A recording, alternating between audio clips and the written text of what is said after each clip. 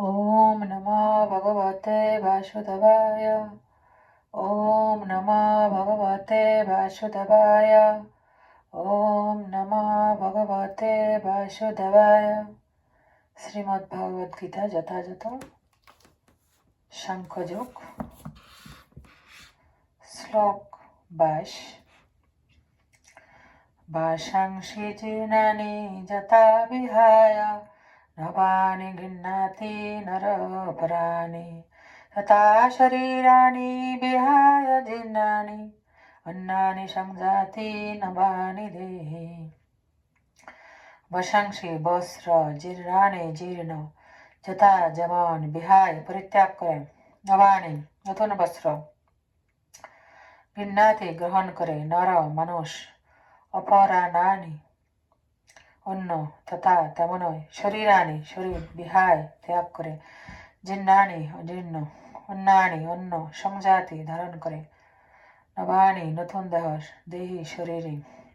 অনুবাদ: মানুষ যেমন জীর্ণ বস্ত্র পরিত্যাগ করে নতুন বস্ত্র পরিধান করে, দেহীও তেমনই জীর্ণ শরীর ত্যাগ করে নতুন দেহ ধারণ করেন। তাৎপর্য: মানবিক জীবাত্মা যে এক দেহ ছেড়ে আরেক দেহ ধারণ করে তা সর্বজন স্বীকৃত তথ্য।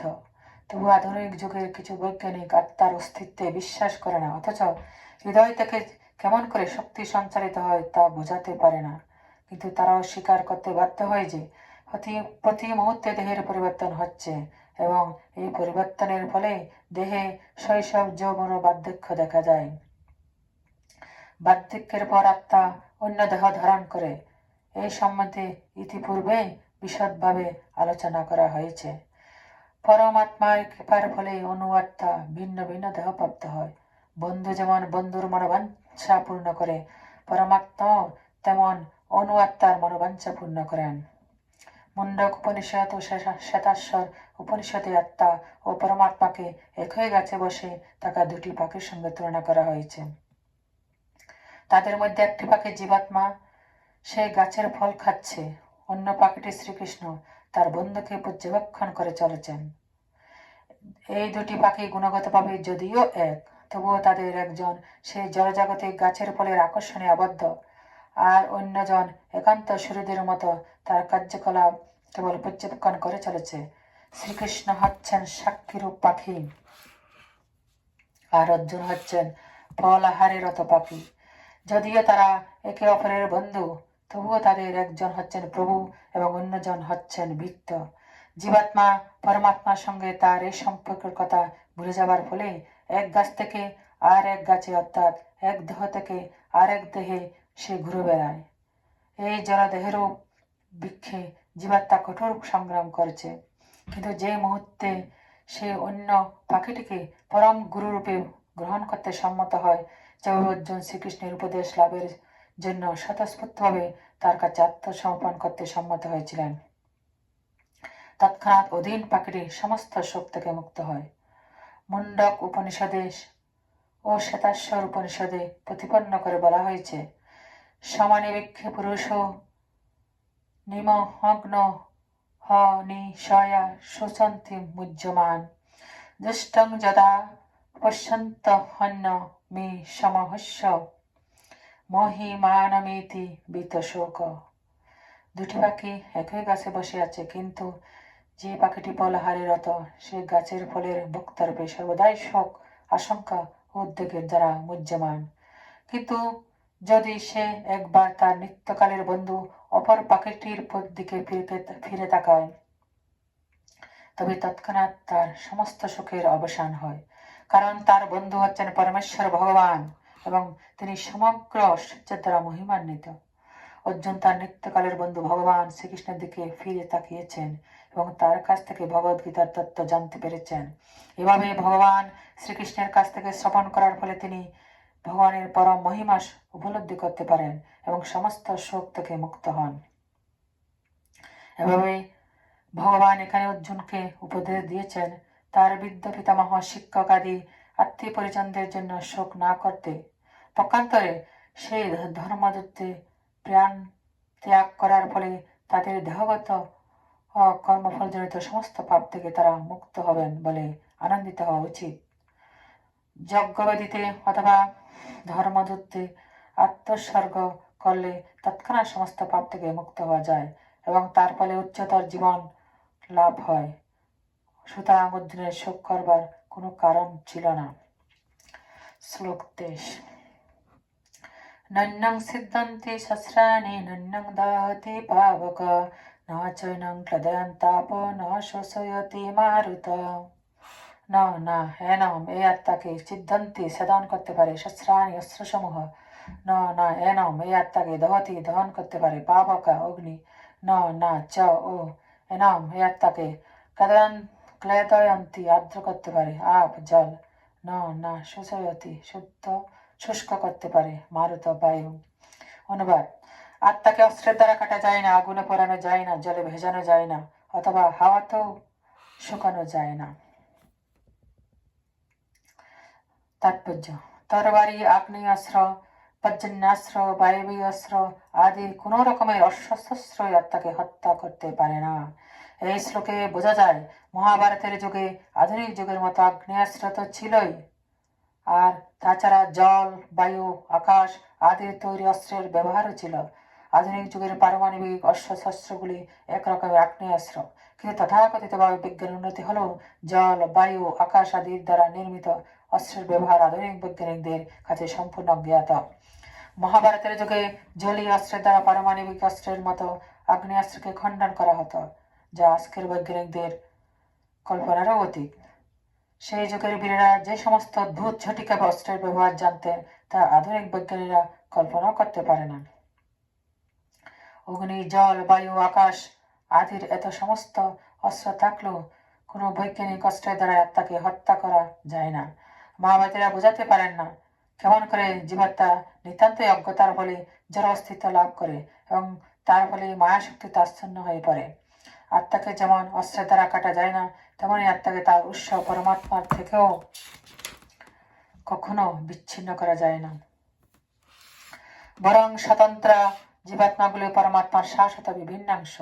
সুতরাং যেহেতু সনাতন জীবাত্মা পরমাণু সদৃশ, তাই ভগবানের বহিরঙ্গ মায়াশক্তির দ্বারা তাদের আচ্ছাদিত হয়ে পড়ার প্রবণতা দেখা যায় এবং এভাবেই তারা ভগবানের সান্নিধ্য থেকে বিচ্যুত হয়ে পড়ে।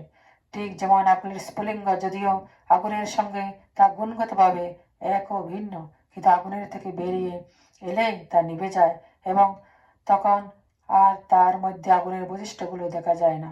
তেমন এই পরমাণু সত্যি জীবাত্মা ভগবত বিমুখ হয়ে পড়লে মায়া শক্তির দ্বারা আচ্ছাদিত হয়ে পড়ে এবং তার প্রকৃত স্বরূপ বিস্মৃত হয়ে পড়ার ফলে নানা রকম দুঃখ কষ্ট ভোগ করতে থাকে। বরাহ পুরাণে বলা হয়েছে জীবাত্মা পরমাত্মার বিভিন্নাংশ। ভগবত গীতাতেও বলা হয়েছে জীবাত্মার সঙ্গে পরমাত্মার এই সম্পর্ক নিত্য শাশ্বত। সুতরাং মায়ার বন্ধন থেকে মুক্ত হওয়ার পরেও জীবাত্মা স্বতন্ত্র রূপে বিদ্যমান থাকে, যা অর্জুনের প্রতি ভগবান শ্রীকৃষ্ণের উপদেশে সুস্পষ্ট উপলব্ধি হয়। ভগবত তত্ত্ব জ্ঞান লাভ করার পর অর্জুন মায়ার বন্ধন থেকে মুক্ত হয়েছিলেন, কিন্তু তা বলে তিনি শ্রীকৃষ্ণের সঙ্গে এক হয়ে যাননি। শ্লোক 24। হস্যদ্যহয়ামহদাজ্যহয়ামক্লেদ্যহ শিষ্য এব চ নিত্য সর্বগতস্থানুর চলহয়াং সনাতনাম। অচ্ছেদ্য অচ্ছেদ্য, অয়ম এই আত্মা, অদাহ্য পোড়ানো যায় না, অয়ম এই আত্মাকে অক্লেদ্য ভিজানো যায় না, অশিষ্য শুকানো যায় না, এব অবশ্যই চ এবং নিত্য চিরস্থায়ী সর্বগত সর্বব্যাপ্ত স্থান অপরিবর্তনীয় চল নিশ্চল অয়ম এই আত্মা সনাতন নিত্য বর্তমান। অনুবাদ: এই আত্মা অচ্ছেদ্য, অদাহ্য, অক্লেদ্য, অশস্য। তিনি চিরস্থায়ী, সর্বব্যাপ্ত, পরিবর্তনীয়, অচল, সনাতন।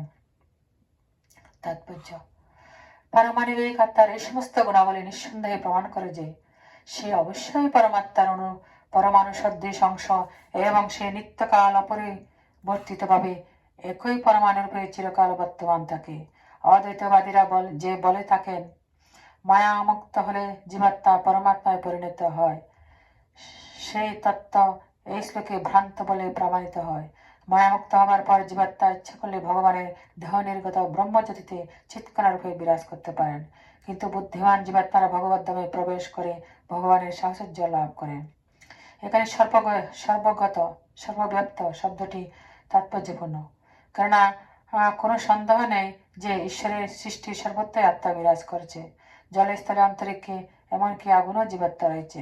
আপাত দৃষ্টিতে মনে হয় আগুনে আত্মা নেই, কিন্তু এই শ্লোকে আমরা বুঝতে পারি সেই ধারণাটি ভ্রান্ত, কারণ এখানে স্পষ্টভাবে বলা হচ্ছে আগুন আত্মাকে দহন করতে পারে না। এর থেকে বোঝা যায় সূর্যলোকেও সেখানকার উপযোগী দেহ ধারণ করে জীবাত্মা রয়েছে। সূর্যলোকে যদি জীব না থাকতো তাহলে সর্বগত আত্মা সর্বত্র আত্মার গতি কথাটি ব্যবহার করা হতো না। শ্লোক 25। अव्यक्तहमचिन्तहयमविकज्यहयमुच्यते तस्मादेवं विदितैनं नानुषोऽस्तित्वमहर्षि।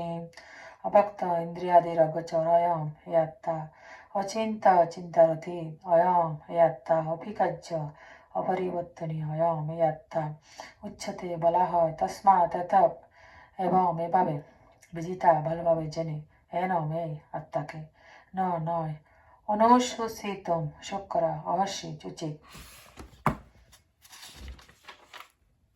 অনুবাদ: এই আত্মা ভক্ত, চিন্ত ও অভিকারী বলে শাস্ত্রে উক্ত হয়েছে। অতএব এই সনাতন স্বরূপ অবগত হয়ে দেহের জন্য তোমার শোক করা উচিত নয়। তাৎপর্য: পূর্বে বলা হয়েছে জড়জাগতিক বিচারে আত্মার আয়তন এত সূক্ষ্ম যে সবচেয়ে শক্তিশালী অনিবীক্ষণ যন্ত্রের সাহায্যে ও তাকে দেখা যায় না, তাই সে অদৃশ্য। আত্মার অস্তিত্বকে পরীক্ষামূলকভাবে বা বৈজ্ঞানিক গবেষণার দ্বারা প্রমাণ করা যায় না। এর একমাত্র প্রমাণ হচ্ছে শ্রুতি প্রমাণ বা বৈদিক জ্ঞান। আত্মার অস্তিত্ব আমরা সবসময় অনুভব করতে পারি। আত্মার অস্তিত্ব সম্বন্ধে কারো মনেই কোনো সন্দেহ থাকা উচিত নয়। তাই এই বৈদিক সত্যকে আমাদের গ্রহণ করতেই হবে, কারণ এছাড়া আর কোনো উপায়ে আত্মার অস্তিত্বের এই নিগূঢ় তত্ত্বকে জানতে পারা যায় না। উচ্চতর কর্তৃপক্ষের উপর নির্ভর করে আমাদের অনেক কিছুকে স্বীকার করতে হয়। আমাদের বৃত্তি পরিচয় যেমন মায়ের কাছ থেকে জানা ছাড়া আর কোনো উপায়ে জানতে পারা যায় না, এবং মায়ের প্রদত্ত পিতৃ পরিচয়কে যেমন আমরা অস্বীকার করতে পারি না, আত্মার সম্বন্ধেও তেমন বৈদিক জ্ঞান বা শ্রুতি প্রমাণ ছাড়া আর কোনো উপায়ে জানা সম্ভব নয়। পক্ষান্তরে বলা যায় মানুষের সীমিত ইন্দ্রিয় লব্ধ জড় জ্ঞানের দ্বারা কখনোই আত্মার তত্ত্ব উপলব্ধি করা যায় না। বেদে বলা হয়েছে আত্মা হচ্ছে চেতন, আত্মার থেকে এই সমস্ত চেতনের প্রকাশ হয়। এই সত্যকে আমরা অনায়াস উপলব্ধি করতে পারি। তাই যারা বুদ্ধিমান তারা এই বৈদিক সত্যকে স্বীকার করেন। দেহের পরিবর্তন হলেও আত্মার কখনো কোনো পরিবর্তন হয় না। চির অপরিবর্তনীয় আত্মা চিরকালে বিভু চৈতন্য পরমাত্মার পরমাণু সদৃশ। চির অপরিবর্তনীয় আত্মা চিরকালই বিভু চৈতন্য পরমাত্মার পরমাণু সদৃশ অংশরূপে বিদ্যমান থাকে। পরমাত্মা অসীম, অনন্ত এবং আত্মা পরমাণু সদৃশ। আত্মার কখনো কোনো রকম পরিবর্তন হয় না, তাই সে চিরকালই পরমাণু সদৃশই থাকে। তার পক্ষে বিভু চৈতন্য বিশিষ্ট পরমাত্মা বা ভগবান হওয়া কখনোই সম্ভব নয়।